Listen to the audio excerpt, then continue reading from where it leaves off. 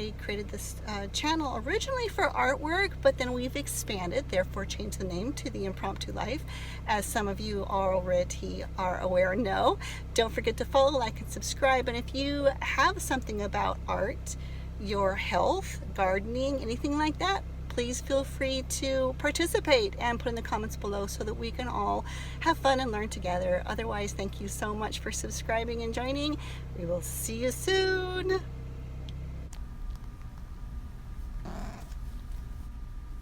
Did you hear her? She made a little sound. So it's time to feed the animals. We have lots of chores to do. Sort of today, I've got to finish up some art. Going to the store, running errands. Here we go. There's the mailman. And show a couple things that we've just finished this last week that I just finished, and some new paintings that we've got going on.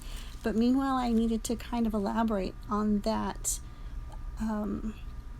last video that I did with the carnivore diet and what it was doing to my body. And I wasn't exactly very specific with that, but yeah, I love how this one came out, but a little bit darker on the beak. Needs to be a little bit darker on the beak. But those will be up available this week. Let's get going here. Bright sunshiny day. I hope you're having an amazing day. Don't forget to keep your chin up. We're gonna run to the store, but I don't normally even have my phone on me in the car. I decided to take it with me today, but I do always have it off when I'm driving, so we will see you again in a second. Oh, what is it doing? It's doing it again. Before I forget, welcome to the Impromptu Life channel. I am artist Artettina Aiken Hansen. I am an artist and creator, and not a creator as in sculptures, beadwork, I'm that kind of stuff. Okay, it's lunchtime. I've got my steak on. I went to the store, just got back. So a couple weird things happened to me. First of all, I want to finish up with the last video when I wasn't very specific. All I said was that I had spent an evening for sure in the bathroom, and it was very unpleasant. And that was because, as some of you know who are kind of tracking what I'm doing, I went from carnivore to vegetarian all of a sudden. And I thought that I thought mostly I would feel a difference, possibly, and after 30 days I'd be able to even notice maybe more of a difference. But that's not what happened. It was immediate. And I kind of did this short little video. I wasn't specific in there. I don't want you to think that I was like throwing up or something. I do have sensitivities to whatever they spray, I think. I think that's what it is. Some of the salads with. I have had a couple occasions where, it was a long time ago, but a couple occasions where when I had had any salad, there was something that was sprayed on it. I didn't know what it was. I was actually thinking I was having some other reaction until I had spoken to my mom, and she said actually there is something that they spray on produce. You might want to know about it. It keeps it fresher longer or something. I'm not exactly sure exactly. But what had happened a couple times to me before, which made me jumpy about salads, and then it happened again, which is my mouth, parts of my mouth swelled up. First I would notice it on my gums, and I'm talking noticeably swollen, and then like lift your lip and it's puffing up. It really scared me the first time, and I thought maybe I just had a reaction to I don't know. But then she had mentioned that they spray things on things, even if they say they're washed, and it could maybe they didn't get all of something washed off, like a pesticide. Either way, why am I talking about this? I'm talking about this because I've always been a little bit jumpy about salads again, and then it happened again where it was much more of the lip was majorly swollen. Now this last time I was only on the vegetarian diet, I know, for 2 days, literally. But there was other things that somebody had left a comment, because a lot of people were leaving wonderful comments about their experiences with their diets and what they've been doing, which, by the way, please do leave a comment below if you've also been experimenting with just being healthier, happier, and that, or you're an artist, or you like the creative process. Gardening, health channel, that's what the Impromptu Life is going to be about. That being said, So my first thought was something like this might be going on again, but I didn't think about what somebody had left in one of the comments was, once I've been on the meat diet and only doing carnivore for quite a while, which totally makes sense and they're actually right, the bacterium and the balance of the acids in my stomach, or I think they pretty much brought up, I can't remember the term that they used, but it's called something. It is the biome, the belly biome. No, I wish I could be more analytical and tell you exactly what I was talking about, but there's a chemistry to your stomach.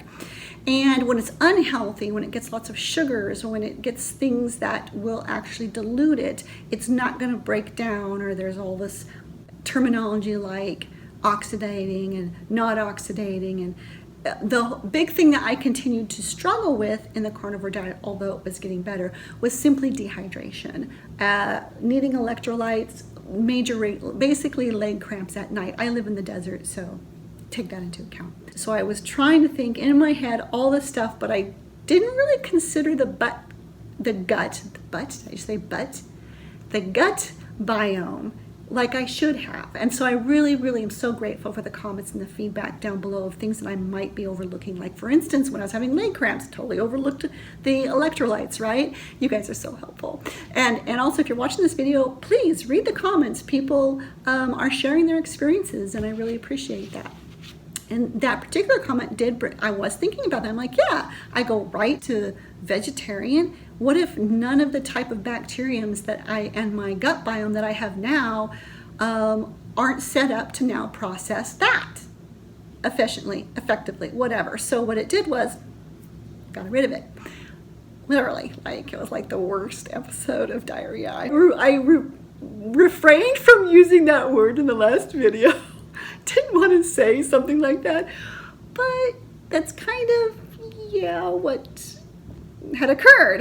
And it was so bad. It was so bad that it scared me. Like it was bad. And there was a tiny bit of blood in it, which was also concerning. But don't worry about that. That did not happen again. So literally I went back on the next day to having some salmon in with the salads, which completely just drained everything out.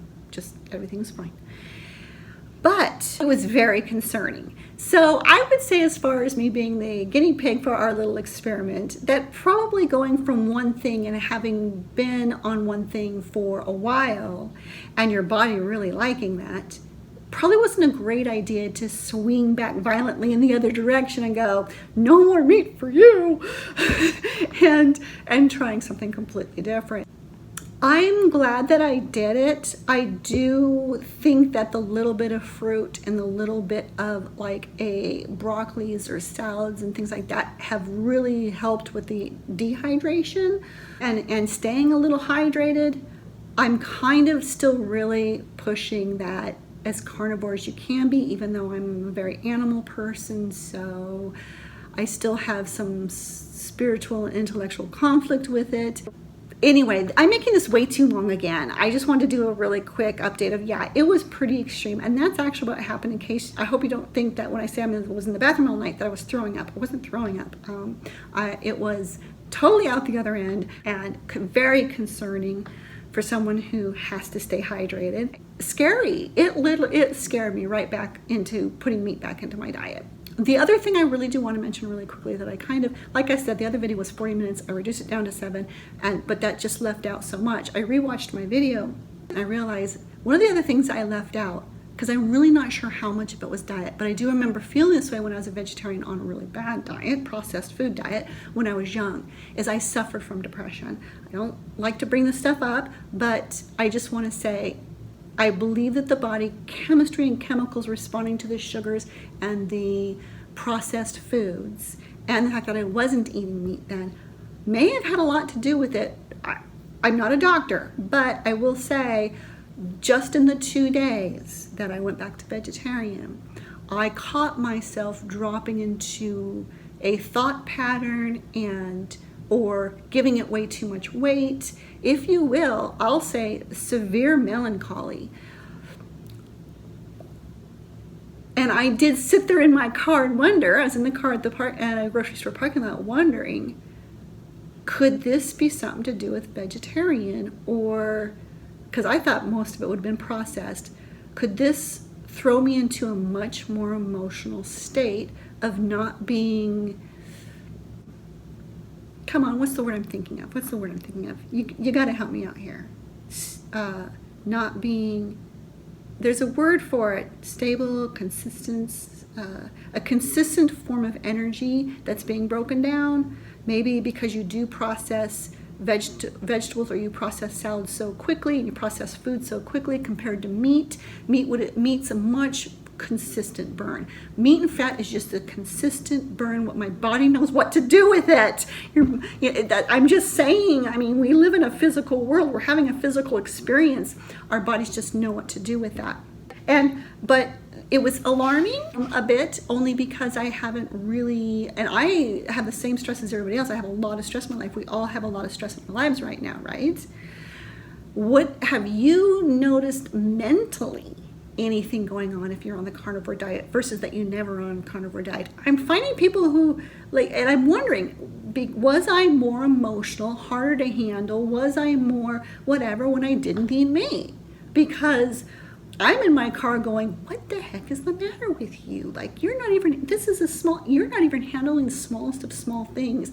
And I was so, I'll just say, I like to say extremely melancholy, because I don't like to use the other word. But yeah, this is not good.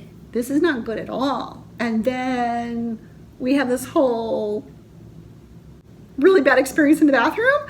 So I just went back to meat. And almost right away, even if something's really stressful and really getting on my nerves, or,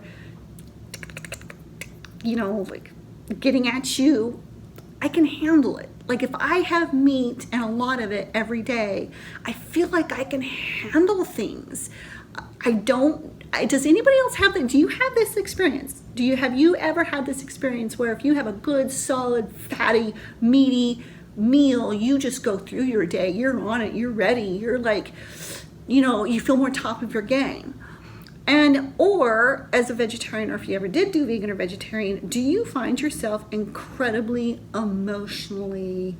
And I know women, we have a hormonal thing, right? Well, I'm through that. I'm on the other end. I'm menopausal. So some of you know, I'm 55 this year.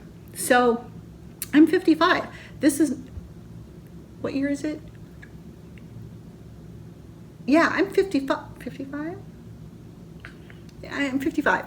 Anyway, it turns out I'm 54, not 55. I use the calculator on my phone, and that's what it said. I always forget my age. So I'm through menopause. I'm through the emotional stuff. I'm pretty consistent, and way, way more consistent, and go get, and I can do this, get that done, get that done, when I went carnivore. And I didn't even think about it. Okay? Until I just tried to go back to vegetarian, and I'm sitting in my car just like, literally, when you're like, you're just so almost end of the world mentality, instead of, okay, this and this and that's happening, how do we face this? How do we deal with this? And let's have a plan. And none of that. There's like no plan. There's no plan.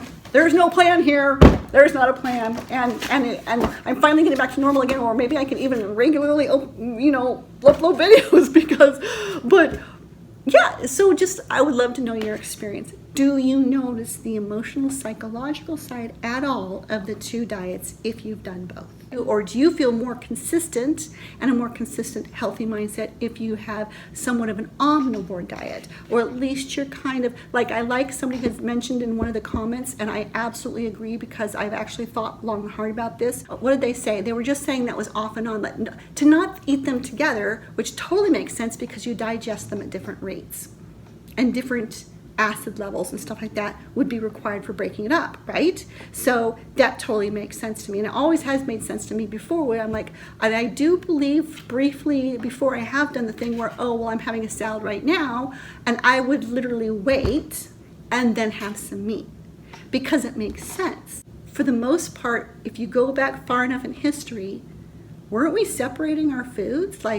Were we really hoarding all that? When the salads, the leaves, and the berries aren't going to keep long at all. You don't have a refrigerator, okay? You might have other ways of storing, But I'm just saying, it makes more sense that as you kill an animal, as you catch an animal and get it, you're going to be cooking it and you're all going to be eating it.